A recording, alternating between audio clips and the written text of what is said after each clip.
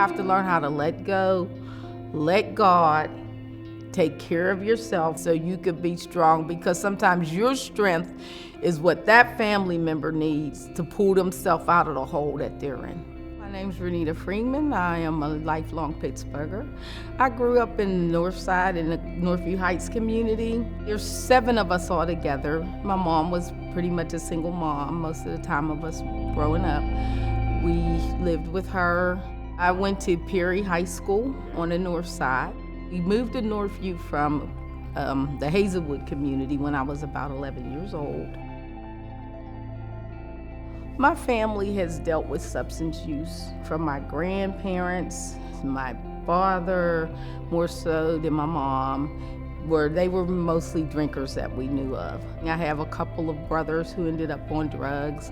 One was on heroin, another one was on crack.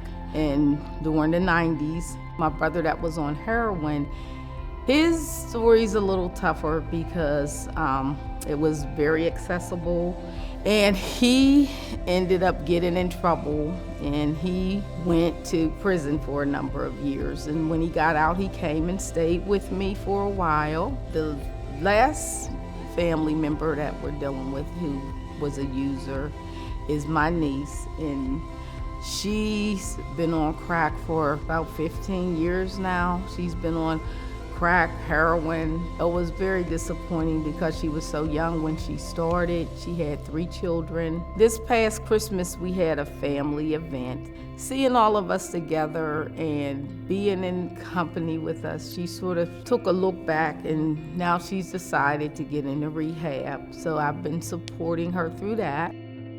When you have family members that are out there using, you hear stories that can break your heart, some of the things that you hear and some of the things that you see your families going through. So it can be extremely stressful.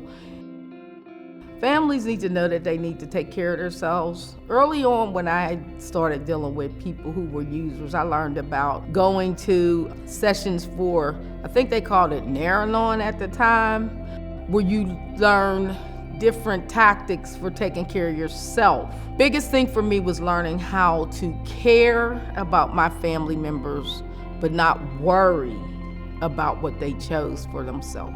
So you have to learn how to let go, let God, take care of yourself so you could be strong, because sometimes your strength is what that family member needs to pull themselves out of the hole that they're in.